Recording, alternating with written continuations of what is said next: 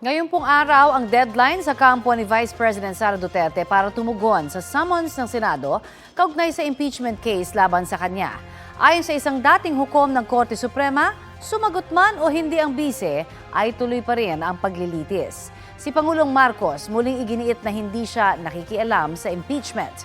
Balitang hatid ni Tina Panganiban Perez. Si Pangulong Bongbong Marcos na ang nagsabi, hindi siya nakikialam sa impeachment proceedings laban kay Vice President Sara Duterte. If a president chooses to do that, I choose not to.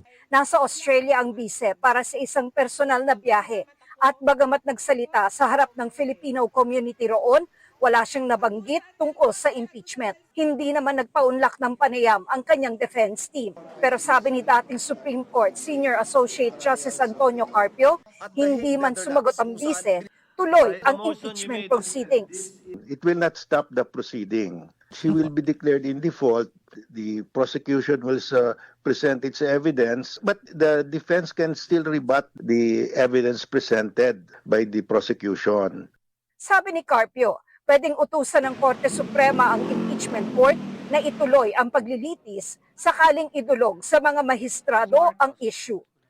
Ang Supreme Court, ang Supreme nga eh. I don't see any reason why the Senate of the 20th Congress will not comply. They will comply the moment the Supreme Court will say, tuloy ang trial.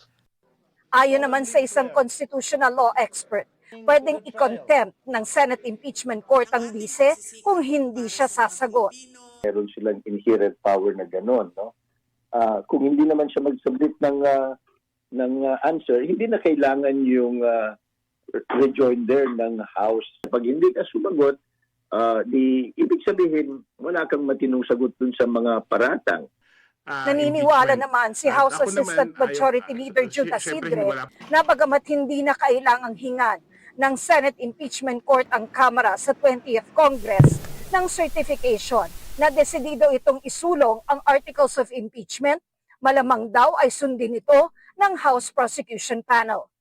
Verified, validated, and we signed it in front of the Secretary General. For me, that is sufficient already.